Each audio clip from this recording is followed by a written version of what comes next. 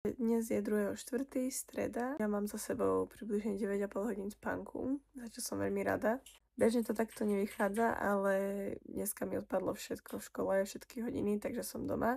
A tým pádom dnešný deň bude úplne iný, ako bežne v stredy mávam.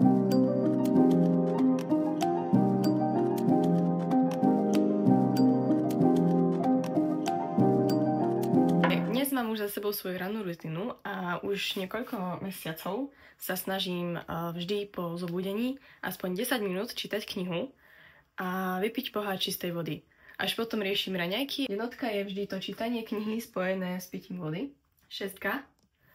A je to 1 hodinu pred spaním obmedzím modré svetlo a včera sa mi to podarilo. 3. to je 2-krát do týždňa cvičiť nohy. Minulý týždeň mi to vôbec nevyšlo, pretože som bola chorá. 4. je aspoň 30 minút týždenne nejaký bicykel alebo prechádzka. A ráno som mala tak trošku hektické, aj keď som síce doma, nemusela som ísť do školy, ale čítala som si 10 minút po knihu a zrazu zvonil telefón, že prišiel kuriér a ja, že ups, ja som úplne zabudla, že som si niečo vôbec objednala. Ukážem, čo to prišlo. Popri tom vám poviem taký story time. Pred rokom, v lete, niekedy v júni, som sa rozhodla, že by som chcela stále trénovať iných ľudí, ale proste nevidela som nejakú možnosť, kde by sa mi to vyplatilo a tak. No a teda som si vymyslela také cvičenie, skupinové cvičenie pre ženy v našej obci, pretože nemusím cestovať a zároveň mám taký dobrý pocit, že rozhýbem tu na obyvateľov našej obci. Musím povedať, že sa to vyplatilo, za chvíľu to bude rok. A máme za sebou 127 tréningov, tak nejako. A veľmi ma to teší, ale čo ma na tom najviac teší, je, že začala vďaka tomu cvičiť moja mamka, pretože sa mu to doma nebavilo. Ale vďaka tým skupinovým cvičeniam cvičí aj moja mamka, chodí tam veľmi rada a vždy si to pochvaľuje. A vidno na nej, že tak žiari. No a ja si už veľmi nechcem kupovať žiadne športové oblečenie alebo celkovo nejaké oblečenie, pretože mám už toho plnú skriňu, ale som zákaznička Chiba. Prišlo mi 20% zľava, kódik. A som si povedala, že takto musím využiť pre mamku. Športová podpisenka. Potom tričko s dlhým rukávom. Nože s dlhým rukávom vlastne ešte nemala, iba s krátkým. A keď je zima, cvičíme vonku, čo je často, že v lete, aj keď je trošku chladnejšie, cvičíme vonku proste. Ja som za to, že keď je krásne počasie, kto by nechcel cvičiť vonku. Máš z toho iba benefity. A takéto 3/4 legíny bordové. Ešte vám poviem, že čo cvičíme. 3-krát týždenne v sedliciach. V pondelky máme kruháče hodinové v telocvični. Potom máme v stredy, buď to je fit dance alebo tabata. Väčšinou chcú tabatu, lebo ich baví viacej. V piatok cvičíme iba pol hodinku a to je buď to pilates alebo yoga, aj keď teraz sa to možno zmení a natiahneme aj toto cvičenie na hodinku.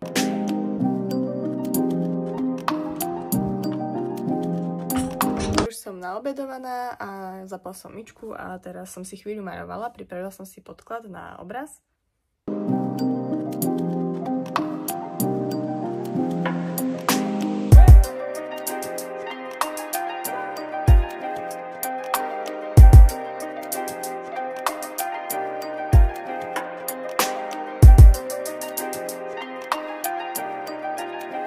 Spravím preso a dám si s Filipom kávičku. Je čas kávičky, samozrejme aj so spoločnosťou, okrem Filipa, aj s mrtičkami. Rande s manželom bolo výborné, kávičku som si vychutnala, boli sme na ganku, aby sme boli aspoň trošku na čerstvom vzduchu. Mám strašnú svalovku po včerajších kľukoch v stojke. Idem si pomasírovať ramená s horčíkovým sprejom.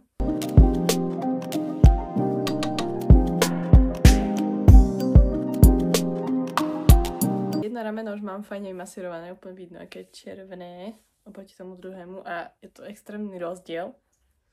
Už teraz mám mnoho menej boli.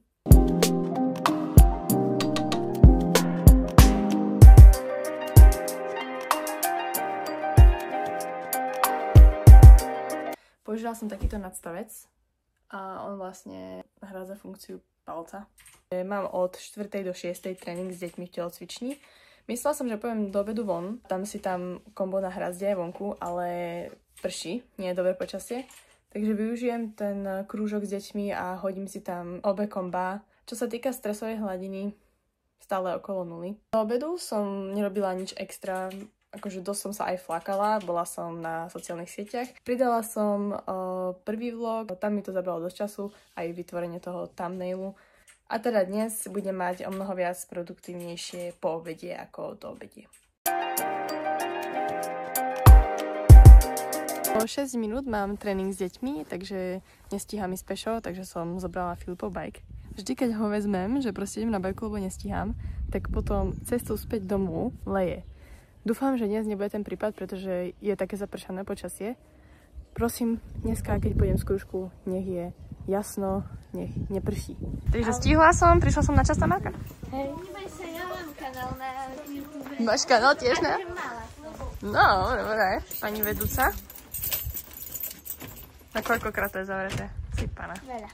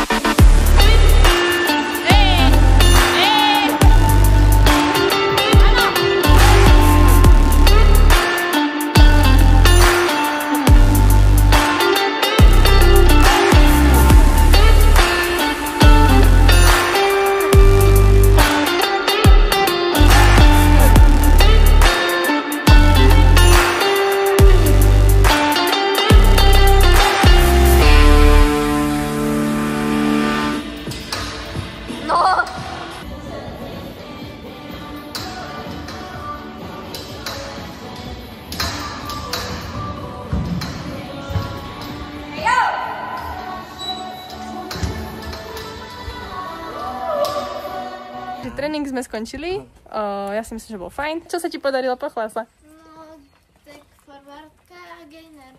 No a forwardka prvýkrát. A máme ešte tréning s mamičkami. Chvála Bohu, neprší inak, takže vyšlo to. Idem teraz na tréning s mamičkami, mám ešte necelú polhoďku, takže rýchlo zbehnem aj domov. Bude asi tá bata, lebo sa mi veľmi nechce tancovať. V podstate som išla rovno z tréningu s deťmi rýchlo domov, zobral som reprak, kľúče a podložku na cvičenie a šla som do sály obecného úradu na tréning s mamičkami. Teraz idem spraviť niečo fajné na papanie a do školy asi budem robiť až zajtra ráno, pretože sa mi nechce vôbec.